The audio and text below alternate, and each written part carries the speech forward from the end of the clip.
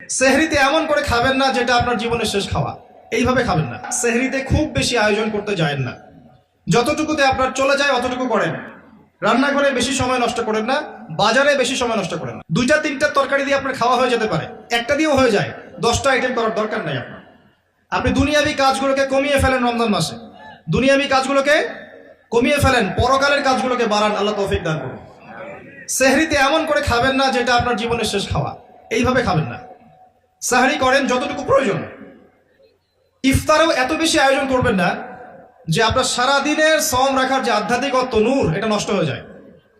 ইফতারে আপনি অনেক বেশি আয়োজন করেন, মাগরিবের সালাত তারাবির নামাজ আপনি এনথুজিয়াজমের সাথে আদায় করতে পারবেন না, আপনি প্রফুল্লতার সাথে আদায় করতে পারবেন না, অলস হয়ে যাবেন, ঘুমিয়ে পড়বেন, ক্লান্ত হয়ে যাবেন। ইফতারে খুব বেশি খেতে নেই। আমি কিছু প্র্যাকটিক্যাল কথা বলছি, আমল করতে পারলে ইনশাল্লাহ কল্যাণ হবে। আমি নিজে চেষ্টা করি, আপনাদেরকেও বলছি, আল্লাহ পাক তৌফিক দান করুন। এরপরে সওম রেখে আপনি বেশি বেশি ফরজের পাশাপাশি নফল নামাজ পড়ার চেষ্টা করেন। ফরজ তো পড়বেনই, 5 ওয়াক্ত সালাত জামাতে অবশ্যই পড়বেন। যারা 5 ওয়াক্ত নামাজ জামাতে পড়ি না, রমজান মাসটা সুবর্ণ সুযোগ, 5 ওয়াক্ত সালাত জামাতে পড়বেন, পারা যাবে ইনশাল্লাহ। এর পাশাপাশি দৈনিক 12 রাকাত সুন্নত পড়বেন। দৈনিক 12 রাকাত যে ব্যক্তি সুন্নাহ আদায় করে তার জন্য জান্নাতে একটা করে ঘর নির্মাণ করা হয়। দৈনিক একটা করে ঘর পেতে পারেন জান্নাতে যদি দৈনিক 12 রাকাত নফল বা সুন্নাহ আদায় করেন। এটা কি 12 রাকাত? ফজরের আগের 2, জোহরের আগে 4, পরে 2, 6 আর 2 8, মাগরিবের পরে 2 10, এশার পরে 2 12। এই 12 রাকাত নফল বা সুন্নাহ যে আদায় করে প্রত্যেক দিন, তার জন্য জান্নাতে একটা করে ঘর নির্মাণ করা হয়। সুবহানাল্লাহ। রমজান মাসে এটা ছাড়বেন না ইনশাআল্লাহ, আল্লাহ পাক তৌফিক দান করুন। এবং 5 ওয়াক্ত সালাত তো অবশ্যই জামাতে পড়বেন, আল্লাহ পাক তৌফিক দান করুন, আমিন। বিশেষভাবে ফজর এবং এশা এবং আসর এগুলো যেন জামাত না ছোটে। যদি কারো ছুটেও যায় আপনি একা পড়ে নেবেন। যদি ঘুমিয়ে থাকেন ঘুম থেকে উঠলেই পড়ে নেবেন।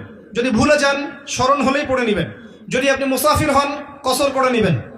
নামাজ ছাড়া যাবে না। এমন একটা জায়গায় আপনি আছেন যেখানে আপনার কোনো কাপড়ই নাই, মনে করেন আপনার কোনো পবিত্র কাপড়ই নাই, এমন একটা জায়গায় আপনি আছেন, কোনো কাপড় নাই, অজুর পানিও নাই, আপনার তায়াম্মুমের মাটিও নাই, আপনি কি করবেন? নামাজ পড়বেন না?